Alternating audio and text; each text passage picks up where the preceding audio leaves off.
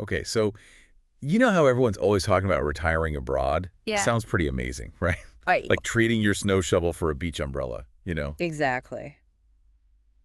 Well, today, we are going to take a deep dive into whether this dream can actually become a reality. Okay. Sounds good. We're going to be looking at retirement visas and all that fun stuff. All right. And the source for this deep dive is an article called Want to Retire in Another Country. Here's what to know about retirement visas Okay. by Don P. Baker from the Don P. Baker Financial Group. Oh, So let's unpack this whole retiring abroad thing. yeah, definitely. It really is exciting to think about spending your retirement years exploring a new place, Yeah, absolutely. immersing yourself in a different culture. It's a really appealing idea to a lot of people. It is, but it's obviously not as simple as just booking a flight and staying put. Right. You got to think about visas. Visas, exactly. You're Yep. kind of the gatekeepers to this whole dream. Yep. So let's talk destinations. The article mentions some of the usual suspects like Mexico, Portugal, Costa Rica. Yeah, those are popular. But are there any hidden gems out there that maybe haven't hit the mainstream radar yet? You mentioned Spain and Portugal, Right. which are both great options, but have you considered Panama? Panama. Yeah. Okay. Their friendly nations visa makes it incredibly easy for U.S. citizens to retire there. Really? And it has a relatively low income requirement, Oh, just yeah. $1,000 a month from a pension or Social Security. Wow. So that's pretty attractive. It is very appealing. Panama. Huh. I'm adding that to my list. Nice. But regardless of where you choose to retire, Yeah. there's always the hurdle of visa requirements. Right. What are we talking about here? Well, most countries want to see that you can support yourself financially Makes sense. without becoming a burden on their system. Yeah. So stable income is a big one. Okay. Think around $2,000 a month on average, Okay. although this can vary. Thailand, for instance, asks for $2,500 a month, or a bank deposit of around $25,000. Oh, wow. They'll want to see proof of this income Yeah. through bank statements, pension documents, or even investment portfolios. Okay, so you got to have your financial ducks in a row. Exactly. You need to be prepared. I'm curious about this passive income requirement. Yeah. What are some unexpected income sources that might qualify?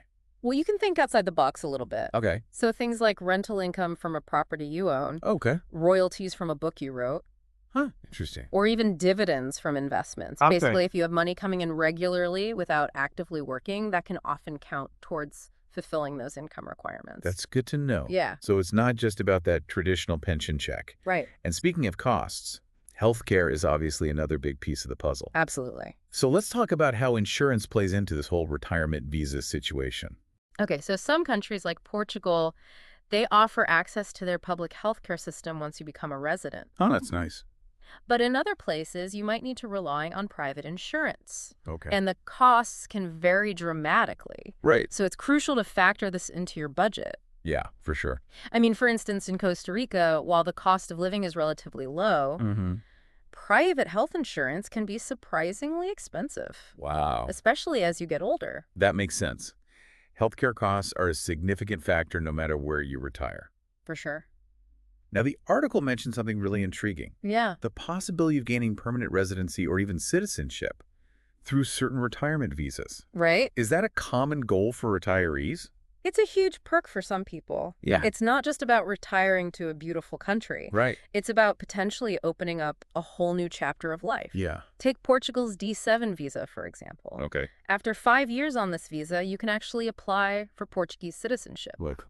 which grants you access to the EU's Social Security benefits Oh, wow. and free movement within the Schengen area. So you're talking about access to the EU's healthcare system, freedom to travel. Exactly. Those are serious advantages. They are, and imagine visiting family back home without visa restrictions. Right.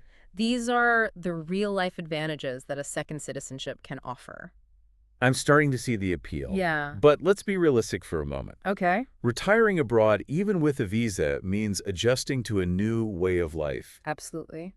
What advice do you have for someone considering this big leap? Well, I had a client who retired to Portugal, Okay. and he was amazed at how welcoming the community was. Oh, that's great. They even helped him navigate the local bureaucracy, Right. which can be daunting at times. Oh, yeah. So building relationships is so important when you're in a new country. Yeah, I bet. And it goes beyond just paperwork. Okay. It's about cultural immersion, embracing a different pace of life. That's a great point. It's not just about the paperwork and finances. Right. It's about embracing a whole new way of life. Of course, we can't forget about the practical side of things. For sure. Cost of living and overall lifestyle are huge factors. Right. How can someone realistically compare these across different countries? Well, a lower cost of living doesn't just mean cheaper groceries. Okay. Think about transportation costs, utility bills, even entertainment. Right. For example, owning a car in a European city might not be practical or affordable, Yeah. but public transportation might be excellent. Makes sense. These everyday expenses can really add up. For sure. So do your research. Websites like Numbeo can be really helpful for comparing the cost of living in different cities. So to sum it all up, retiring abroad is a multifaceted decision. Yeah. It's about finding the right visa, navigating the financial landscape, Uh-huh. but also about finding a place that truly fits your lifestyle and values. Exactly. And remember, Yeah. it's not just about the destination. Right. It's about the journey. Absolutely. How adaptable are you? Yeah. Are you open to embracing new experiences and challenges? Those are important questions to ask yourself. If the answer is yes, Yeah. then retiring abroad could be an incredibly rewarding adventure. It really could. That's a great point to leave our listeners with. Yeah, I think so. Beyond the logistics, think about the personal growth and cultural enrichment that come with living in a new country. For sure. That's something to really ponder. It is. Thanks for taking this deep dive with us. Of course. It's been a fascinating exploration. Yeah, it has. And for our listeners out there, keep dreaming, keep exploring, and remember, we're always here to help you navigate these complex topics. Absolutely. Until next time, happy travels. See